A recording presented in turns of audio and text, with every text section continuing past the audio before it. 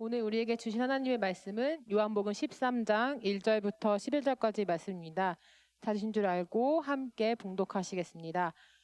6월절 전에 예수께서 자기가 세상을 떠나 아버지께로 돌아가실 때가 이른 줄 아시고 세상에 있는 자기 사람들을 사랑하시되 끝까지 사랑하시니라.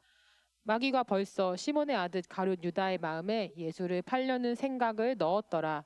저녁 먹는 중 예수는 아버지께서 모든 것을 자기 손에 맡기신 것과 또 자기가 하나님께로부터 오셨다가 하나님께로 돌아가실 것을 아시고 저녁 잡수시던 자리에서 일어나 겉옷을 벗고 수건을 가져다가 허리에 두르시고 이에 대야에 물을 떠서 제자들의 발을 씻으시고 그 두르신 수건으로 닦기를 시작하여 시몬 베드로에게 이르시니 베드로가 이르되 주여 주께서 내 발을 씻으시나이까. 예수께서 대답하여 이르시되 내가 하는 것을 내가 지금은 알지 못하나 이후에는 알리라. 베드로가 이르되 내 발을 절대로 씻지 못하시리이다. 예수께서 대답하시되 내가 너를 씻어주지 아니하면 내가 나와 상관이 없느니라. 시몬 베드로가 이르되 주여 내 발뿐 아니라 손과 머리도 씻어 주옵소서.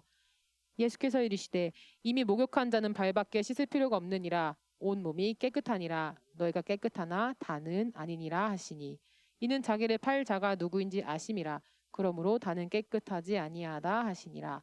아멘. 네, 오늘은 요한복음 13장 예수님께서 발을 씻어 주신 그 말씀을 함께 묵상해 보고자 합니다. 오늘 말씀을 보면 말씀이 시작될 때 이렇게 말씀이 시작이 됩니다. 예수께서 자기가 세상을 떠나 아버지께로 돌아가실 때가 이른 줄 아시고 라고 했으니까 예수님이 이때쯤 되었을 때 내가 이제 이 땅의 모든 사명을 다 완수하고 죽을 때가 되었구나. 이제 제자들과 헤어질 때가 됐다고 생각하신 거죠. 예수님은 우리 인생이 아니시기 때문에 우리는 죽음 앞에서 두려워하고 떨고 막 이렇게 무서워하고 아쉬워하고 그러잖아요. 근데 예수님은 그게 아니라 이렇게 소풍 나오듯이 인생을 향하여 이렇게 나오셨다가 돌아가시는 거예요. 그러니까 예수님은 아마 아버지께로 돌아가시는 글이 굉장히 기뻤을 거예요. 그런데 예수님의 마음속에 이제 마지막 때가 되었으니까 이제 제자들과 헤어지니까 내가 이 제자들에게 꼭 알려줘야 하는 마지막 메시지가 뭐가 되면 좋을까 이렇게 생각을 한 거죠. 생각을 해보니까 내가 제자들을 얼마나 사랑하고 이 사랑이 얼마나 깊은지 알았으면 좋겠다는 마음이 든 거예요. 그래서 오늘 1절에 보면 자기 사람들을 사랑하시되 끝까지 사랑하시니라고 돼 있어요. 예수님의 마음은 이거예요. 나의 제자들이 내가 그들을 얼마나 사랑했으며 이 사랑이 얼마나 큰 사랑인지 정말 끝까지 포기하지 않는 사랑이라는 걸 그들이 알았으면 좋겠다. 이렇게 생각을 하신 거죠. 그러면 그런 예수님의 마음을 어떻게 표현하면 좋을까 생각하신 거예요. 예수님께서. 그래서 식사하시다가 일어나셔서 제자들의 발을 씻겨야 되겠다 이렇게 생각한 거죠. 당시 이 유대인들은 샌들을 신고 다녔어요. 더 가난한 사람은 신발을 못 신고 다녔지만 우리도 뭐 루마니아 단기 선교 가니까 신발 없이 다니는 애들이 있더라고요. 요즘 세상에도. 저는 어쩌다 정말 맨발로 평생을 산 사람을 본 적이 있어요. 우연한 기회에. 인도 사람이었는데 머리에 이렇게 터번을 쓰고 있는 인도 사람이었는데 비행기에 같이 탔어요. 그런데 신발을 안 신으셨더라고요. 그냥 불편해서 신발을 벗은 게 아니라 발을 보니까 할아버지였는데 평생을 신발을 안 신었나 봐요. 무릎에서 발까지 살갗이 새까만데 피부 조직이 다 벗겨져 있어요. 그리고 발이 얼마나 험악한지 몰라요. 그래서 발 여기저기 상처도 많고 그리고 굳은 살 같은 게 막 여기저기 베겨져 있어서 저분은 정말 딱 봐도 평생을 신발 없이 살았나 보다 이런 느낌이 드시는 그런 분이었어요. 그러니까 제자들의 발이 어땠을까 여러분 상상해 보신다면 그런 발을 상상해 보시면 됩니다. 먼지투성이 길을 오고 가면서 피부 살갗이 이렇게 다 벗겨지고 까맣게 타고 먼지가 잔뜩 끼고 그리고 굳은 살과 온갖 그런 피부 조직들이 지저분하게 이렇게 뭉쳐 있는 그런 발이죠. 사람의 발은 우리가 이렇게 신발을 신고 양말도 신고 신발도 신어서 깨끗하게 안전하게 보호하고 살아도 여러분 발은 웬만하면 사람들에게 안 보여줘요. 그죠? 누가 내 발을 만진다거나 내 발을 씻는다 그러면 우리 마음속에 어떤 생각이 드냐면 보여주기 싫다.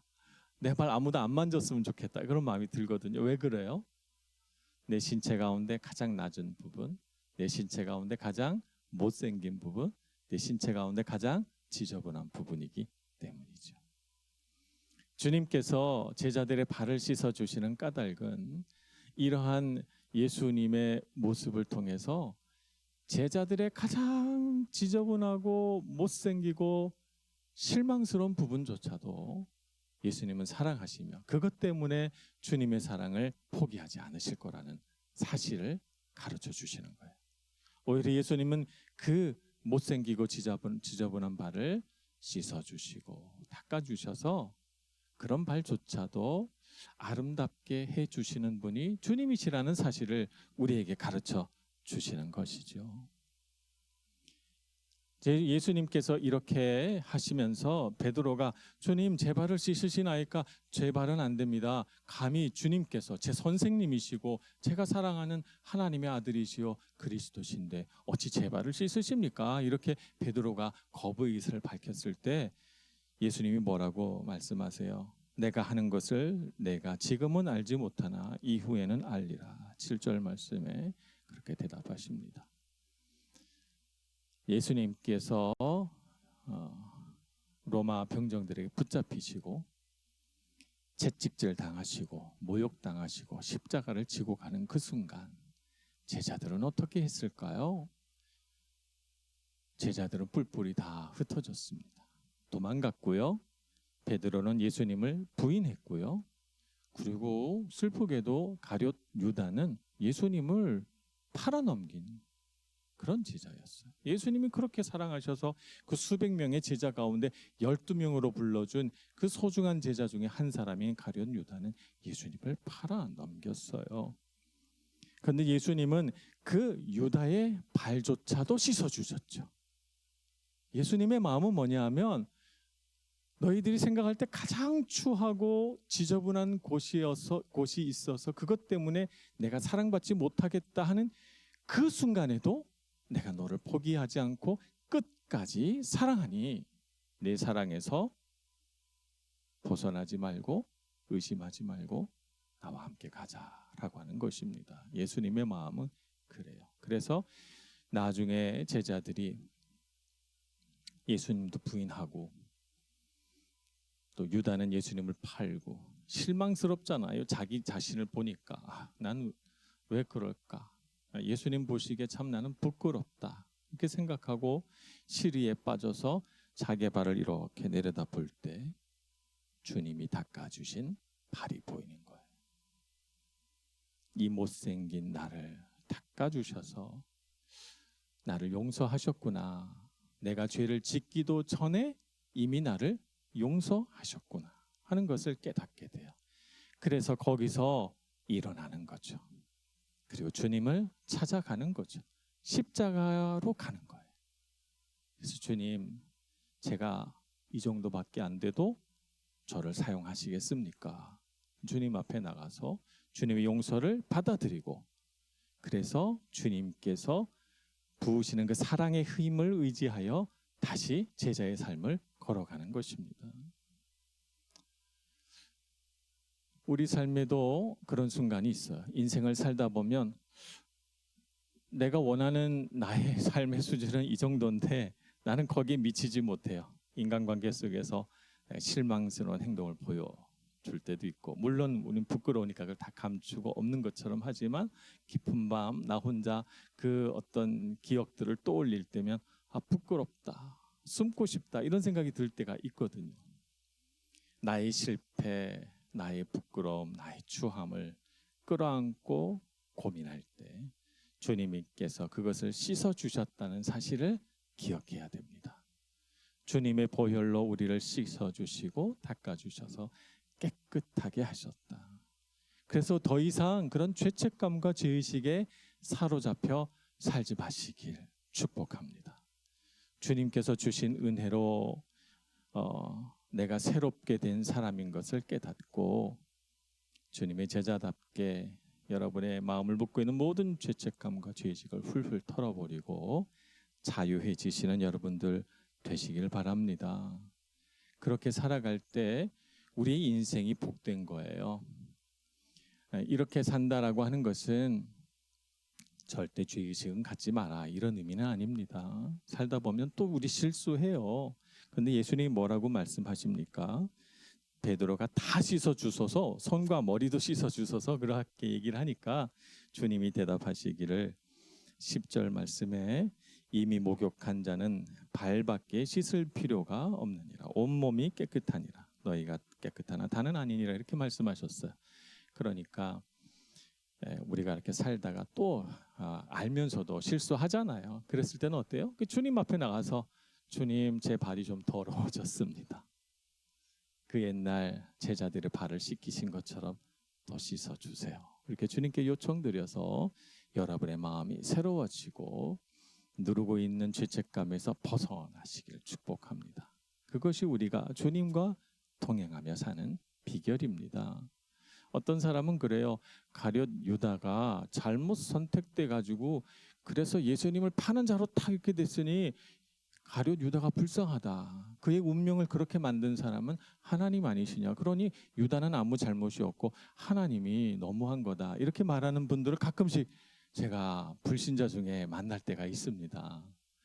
근데 유다의 문제는 예수님을 판 게 아니에요. 예수님을 판 자도 죄를 지었고 예수님을 부인한 베드로도 죄를 지었고 예수님을 붙잡혀 갔는데 다 도망간 제자들도 다 죄인이잖아요. 문제는 뭐냐면 예수님의 용서를 받아들이지 않았다는 거예요. 그날 밤 예수님이 유다의 발만 안 씻어주신 게 아니거든요. 그날 밤 유다의 발도 씻어주셨어요. 유다도 용서하신 거예요. 예수님은 그렇게 하실 줄 다 알면서도 그 예수님의 용서를 받아들이고 주님 제가 죄인입니다 하고 주님 앞에 나오면 되는데 유다는 주님 앞에 나오지 못합니다.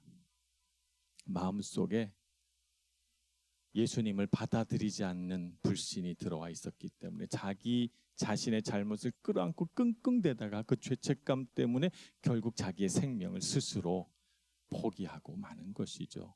그러니 여러분 유다에 대한 오해를 하시면 안 됩니다. 중요한 것은 주님의 용서를 받아들이고 그분의 사랑이 끝까지 사랑하는 사랑인 것을 깨달아서 주님과 동행하며 사는 삶을 살아야 된다는 것입니다.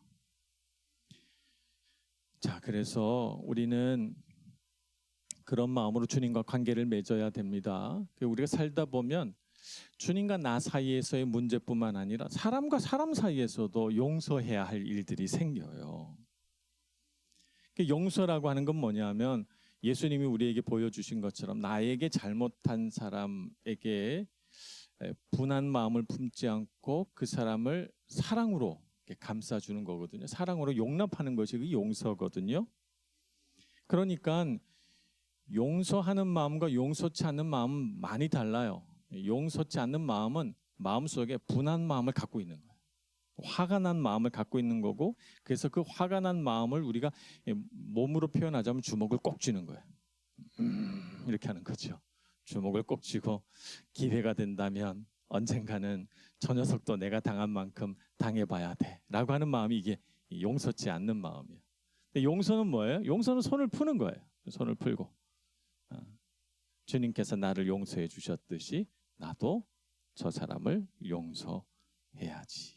그러면서 마음속에 평안과 기쁨. 그 사람이 뭐 나에게 용서를 구했느냐 안 구했느냐 그 상관없이 내 마음에서부터 평안을 누리는 것이죠. 용서하거나 원한을 품거나 라고 하는 제목 하에 하나의 실험이 진행된 적이 있습니다. 그래서 실험 참가자들에게 다 모아놓고 자기에게 상처 준 사람을 생각해 보라고 하고 카메라를 놓고 한 명씩 다 찍는 겁니다. 그래서 신체적으로 어떤 반응이 나타나는지를 보는 거죠. 그랬더니 상처 준 사람을 생각하니까 대부분의 사람들이 이제 나타난 신체적인 반응이 손에서 땀이 나고 얼굴 근육이 이렇게 딱 경직이 되고 자기도 모르는 사이에, 그리고 심장 박동이 막 빠르게 되면서 혈압이 상승하는 거예요. 신체적인 반응이 그냥 생각만 했는데, 나한테 상처 준 사람을 생각만 했는데 막 그렇게 신체적 반응이 나온 거죠. 그래서 다 체크를 한 다음에 자, 이제 그 사람을 용서할 수 있을지 생각해 봅시다, 이렇게 얘기를 했어요. 그러니까 용서하라는 말 아니고요, 용서할 가능성이 있는지를 한번 생각해 보세요, 그랬어요. 그랬더니 용서를 할 가능성이 있는가를 생각만 했는데 이 신체 반응이 다 정상으로 돌아옵니다. 용서한 거 아니고 용서할 수 있는지를 한번 생각해 보는 사이에 심장 박동이 정상으로 돌아오고 손에 나던 땀이 사라지고 얼굴 근육이 풀리기 시작하는 거예요. 대단하죠? 우리가 이러한 신체적인 반응을 볼 때 우리가 용서를 하며 산다는 것은 참 우리에게 건강과 행복을 주는 일이구나 하는 것을 알 수가 있어요. 우리가 인생을 살면서 사람에게 상처받는 일을 피할 길이 없습니다. 여러분, 상처 안 받고 사시기를 축복합니다만, 그러나 인생을 살다 보면 상처를 안 받고 살 길이 없어요, 여러분. 그래서 우리는 쉼 없이 누군가를 용서하며 살아야 돼요. 어떤 사람은 나를 향해서 상처를 주는 줄도 모르고 상처를 주는 사람도 있어요. 사랑하니까, 너무 친밀하니까 상처 주는 사람도 있어요. 어떤 사람은 자기 이익을 위해서 우리에게 상처를 주는 사람도 있어요. 어떤 사람은 우리를 그냥 마음에 들지 않고 미워서 그렇게 할 수도 있어요. 까닭 없이. 그 수많은 상처들을 우리가 끌어안고 살아갑니다. 어떻게 해결할 수 있을까요? 우리가 할 수 있는 방법은 주님께서 나를 사랑하셨듯이 나도 그를 용서해 주는 거예요. 주님께서 나를 용서해 주셨듯이 나도 그를 용서하는 것이죠. 용서가 흐르게 해야 됩니다. 흐른다는 말은 주님의 용서가 나에게서 그에게로 이렇게 흘러가게 해주는 거죠. 그렇게 할 때 우리가 생명을 얻고 힘을 얻을 수가 있는 것입니다. 그것이 우리를 살게 하는 일입니다. 에베소서 4장 32절 말씀을 보겠습니다. 서로 친절하게 하며 불쌍히 여기며 서로 용서하기를 하나님이 그리스도 안에서 너희를 용서하심과 같이 하라고 했습니다. 그러니 여러분, 우리가 함께 공동체를 이루며 살아갈 때 여러분 마음에 아픔이 있거든 용서하기를 서로 앞다투어 할 수 있는 우리 청년 공동체가 되기를 축복합니다. 그 이유는 주님께서 나를 사랑하셨기 때문입니다. 나를 용서하셨기 때문이죠. 그래서 우리가 서로 용서하고 품어주며 우리가 날마다 생각해야 되는 것은 주님께서 나에게 해주신 은혜, 주님께서 베풀어 주신 사랑을 마음에 간직하고 살아가야 됩니다. 그래서 여러분의 삶에 생명이 있기를, 평안이 있기를, 여러분의 삶에 행복이 있기를 축복합니다. 기도하겠습니다. 주님, 우리가 얼마나 추하고 못난 사람인지 다 아시면서도 우리를 향해서 주님의 사랑을 베풀어 주시고 우리의 가장 못나고 지저분한 발을 씻어 주시며 우리에 대한 주님의 사랑을 포기치 않으신다고 말씀해 주셔서 감사합니다. 부끄럽지만 우리의 발을 씻어 주신 주님의 사랑을 의지해서 용기를 냅니다. 주님, 씻어 주시고 또 씻어 주셔서 정결한 사람 되게 해 주옵소서. 우리도 세상을 살다가 우리 마음에 상처 입힌 사람에게 다가가 용서하는 사람 되게 해주시고 주님의 사랑이 우리 안에 있어 그 사랑이 세상을 향해 흘러가게 하는 축복의 사람 되게 해 주옵소서. 예수님의 이름으로 기도합니다.